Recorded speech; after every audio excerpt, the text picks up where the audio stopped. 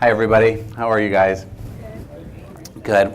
So welcome to Harnessing Viewer Emotion, which is a session that we're really excited about. And our two featured clients, Debbie Pomerantz, who is the Senior Vice President for Research for both Oprah Winfrey Network and TLC, and Pam Pierce, who is Vice President of Insights and Strategy for Discovery Communications, are really going to allow us to dig into this and explore this topic. And I'm going to grab this here.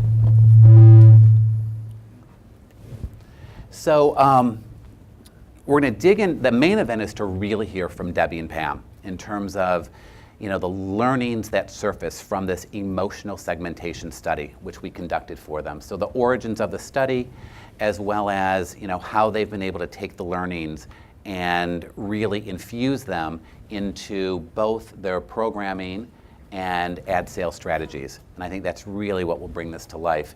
But before we do that, I'm going to just take 90 seconds just to ground you all, for those of you who aren't aware of Coherency, and just in terms of our capabilities, because it will give you the context in terms of how we really approach the study and some of the unique elements that went into it.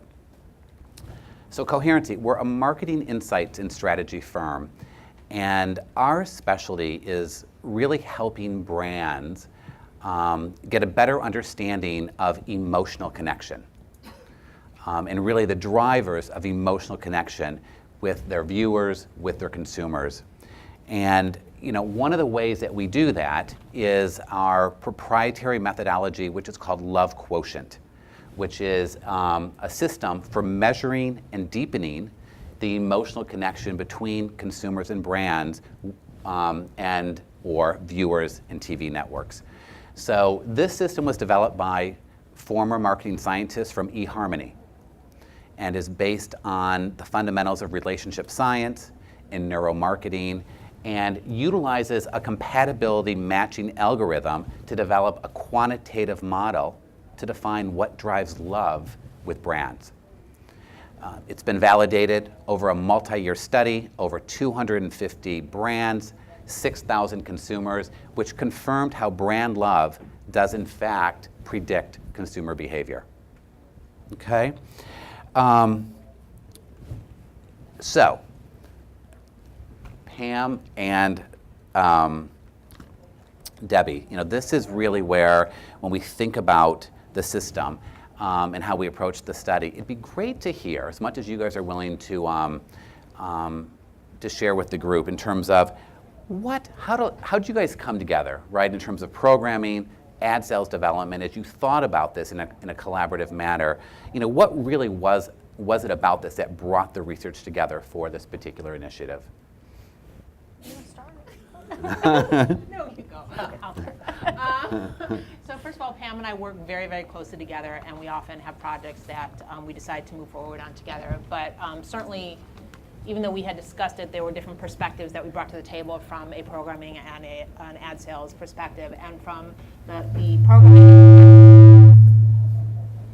the programming and development side. I think a little bit we kind of have to go back to the beginning in terms of the genesis of where this came from. That obviously, if you know anything about OWN, we launched our scripted fair on the backs of Tyler Perry, which has been very, very successful for us, and brought this African-American woman to our network.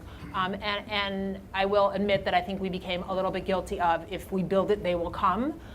This idea that there was such a lack of programming and content out there for the African-American viewer, that if we put something on the air, they would come to the network. And we had them, but we didn't really understand who they were.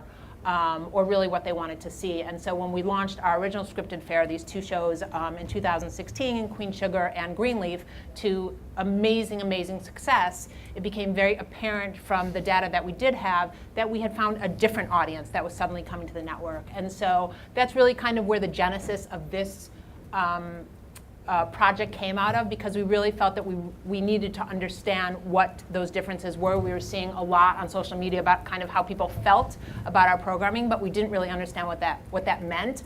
And we really wanted to understand from a development perspective what we were really giving to this audience, and how do we utilize that moving forward. So.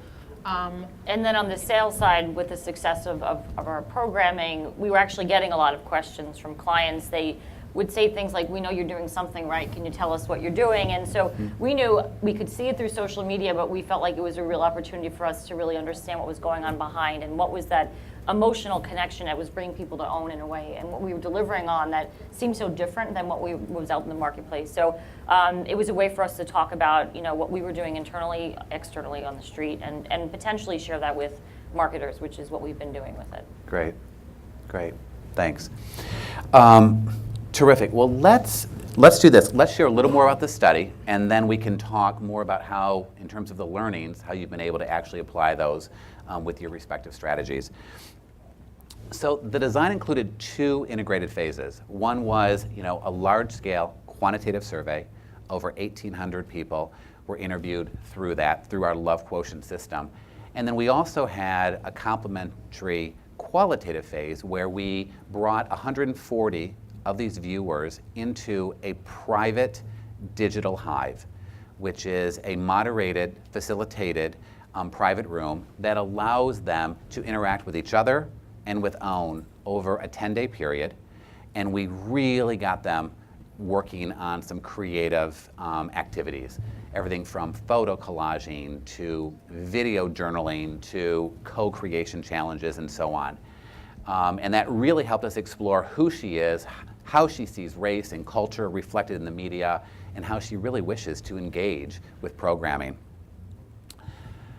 This is what yielded from the quantitative study. So 6 key segments were identified, distinct segments, and it was really based on their emotional needs, attitudes, and viewing behaviors.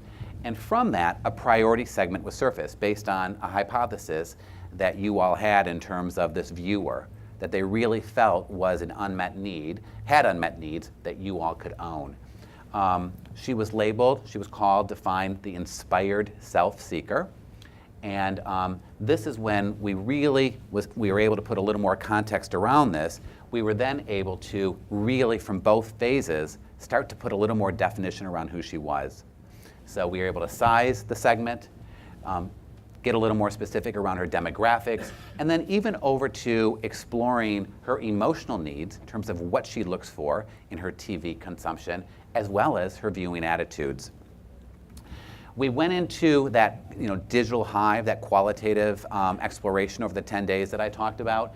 We were able to get much more specific around her aspirations, who her role models are, her interests, and even beliefs. And what was really cool was how open and personal this interaction really became with these women among each other and with the network. So on the right side of the screen here, I don't know if you all can read it, I'll read it for you, but this is just one verbatim to give you a feel in terms of their openness. So, one of the members said, "I love doing things that go toward empowering women around me. I try my best every day to break through barriers and negative stereotypes that are put on brown-skinned people and women because of ignorance. It's a daily fight." So we were able to really open that up and unpack how she was feeling and what her needs were as we explored this further. And then what this does is this gives you a feel too of even other areas of exploration that we were able to build into the study. So, looking at her perceptions of the media stereotypes and understanding where she goes for inspiration, what those sources were, as well as the perceptions that she had of OWN, as well as the competitive set. So, what was interesting about this study was it happened about a year ago, this time of year, in February, and it was coming right up on Valentine's Day. So we had this idea where we thought, why don't we ask these women, these viewers, to write a love letter to the network? And I think we were pretty surprised in terms of the content and the number of love letters that we received. And this gives you a feel of just how open they were. So on the right side is one love letter one woman wrote, and she says, she's speaking to the OWN network, "You are more than a network to me. You are my comfort when I'm feeling sad or lonely. You are my motivation when I need to hear a good word. You are my humor when I need a laugh, and my awakening when I need the spiritual guidance to keep me going on faith alone. Thank you so much for being there for me." So we were able to really explore that with her. I don't know if you guys want to comment at all, but I know that was kind of a big, right, really helped inform some of the shaping of who she was. I mean, I think we are very gifted in the fact that our audience is very passionate, and they typically do sort of share a lot. I think to the point sometimes we have to maybe cut them off a little. But I think when Debbie and I started to read some of these, we had the same reaction, which was we were moved to tears. I think it was beyond what we really expected, and from a external standpoint, we share this frequently in client meetings, and the quant is important. We go through all of it, but when we get to the part where we share a couple of the love letters, you can feel the entire room suddenly gets it, and there's a real sort of distinction between OWN and sort of the way people talk about other networks, and it came through in such a way so beautifully, and all we did was ask them to write this, and the language. This is just one of many examples of this. So there's one that's like, you pour into my soul on a daily basis. That's typically the way they talk about the network. So it really has helped us sort of put sort of a nice layer and elevate those numbers in a way, and a great exercise. And I think if you're talking about the emotional connection people have, to see it in their own words has just been really impactful from a sales perspective for us to sort of, because not everyone watches OWN. They don't really get it. And so we're in a room with folks that may not understand the network or they don't engage with it on a daily basis. This has been really helpful for us. And I think one of the things that struck me the most, and by the way, I cry in meetings all the time. All the time I start crying. But one of the things that struck me most about this particular exercise was that, as Pam said, we're very, very lucky that we work with an audience that is so engaged, and we have seen similar stuff like this before, but because kind of who our brand is, it's often hard to separate, Ms. Winfrey from what's going on the network. And this was really one of the first times I think we both felt like where they were really talking about the programming, and that our audience was able to separate that out from who Ms. Winfrey is. And that was really, really meaningful to us as an organization. That's great. Terrific.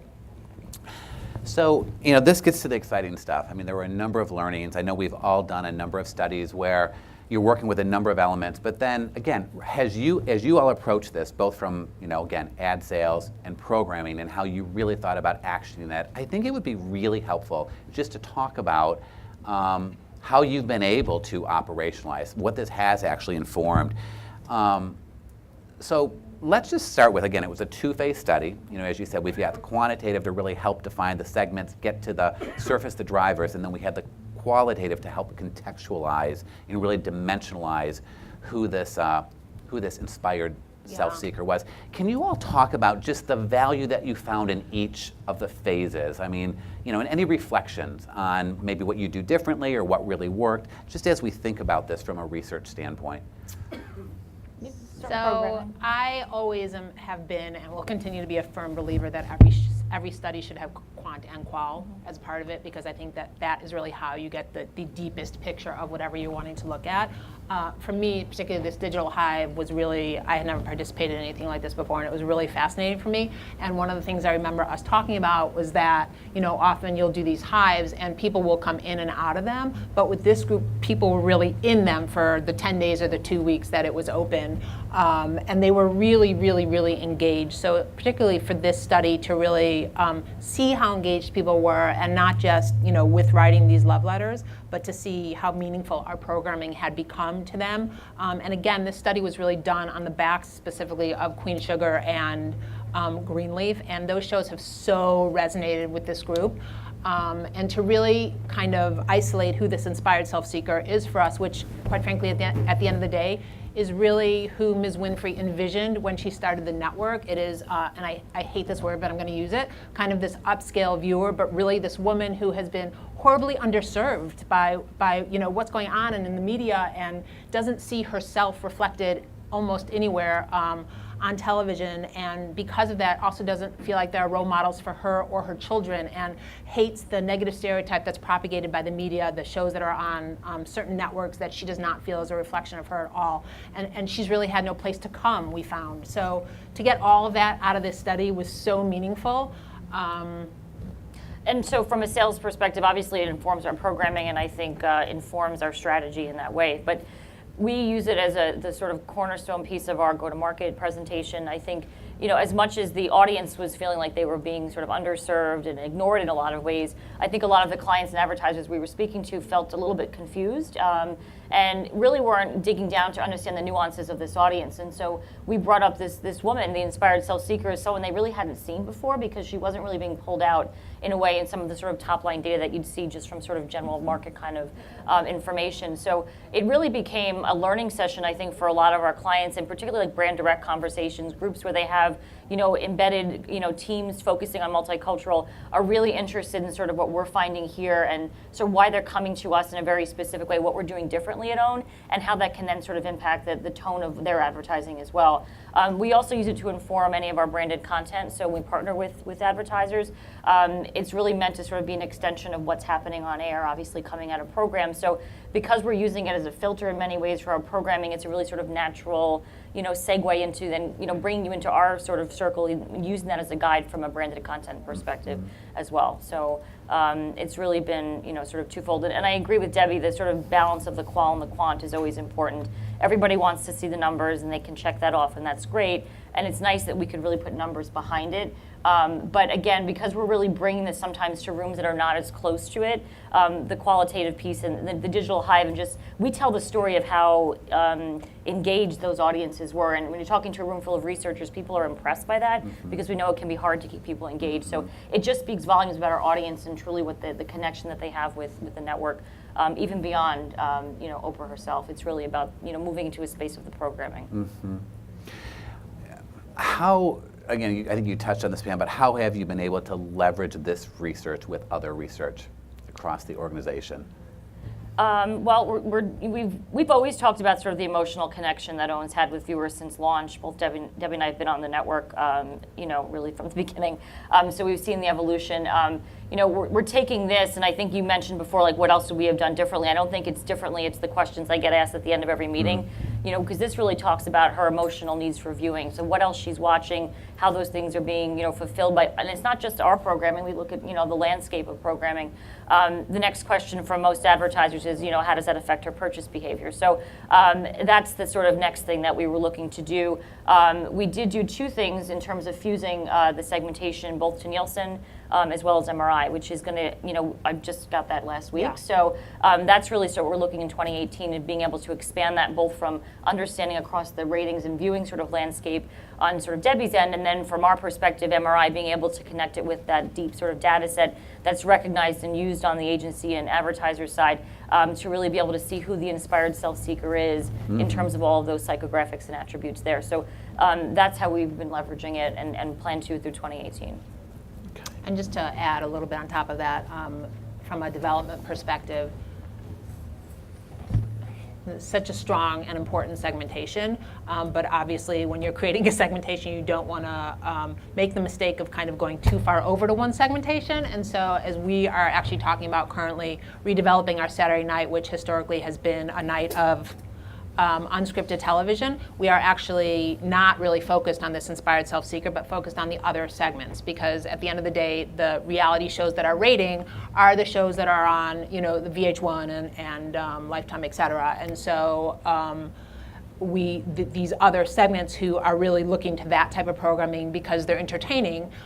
So we are trying to find what is that own filter. How do we have intention-based programming that are also entertaining with big, loud characters that will rate for us as well, and really being focused on these other segments, not so much that inspired self-seeker. How did, when you think about the internal stakeholders, and I mean, I know you all rolled this out, you brought it to a sales meeting, even when you think about the creative teams, I mean, how have they been able to leverage it, or how receptive were they to the learnings? I mean, was this new for them? Was there any resistance? Did they embrace it fully? I mean, can you share a little about just what you all may have encountered, just, you know, as you look to socialize learnings like this internally? Yeah, for sure. I mean, certainly on, you know, the marketing and the social side, they were extremely receptive to it. Again, we had an inkling, quite frankly, that we had hit upon something special. We just weren't initially able to really define what that was. So when we started this project, everybody was very bought into it and extremely excited about it. So when we found what we found, which we knew was out there, and we're finally able to name it, people were very, very receptive to it. And I think, you know, certainly from a marketing and a social media perspective, you know, changing the way we speak to our audience, going after different programming for alignment on other networks that we might not necessarily have looked at from a promotion perspective. That's all happened because of this. And I mean, sales was happy again to have something. Again, we knew it was there as well. But I think, it's not just about sort of us going out and sort of talking about African American consumers. It's a very sort of nuanced, specific conversation that I think has brought us into rooms that we may not have been invited into had we not had this. So, like I said, we've had several requests from like salespeople. They'll call me and say, I got a call from someone in an agency, like they saw Queen Sugar and they're like, something's happening here.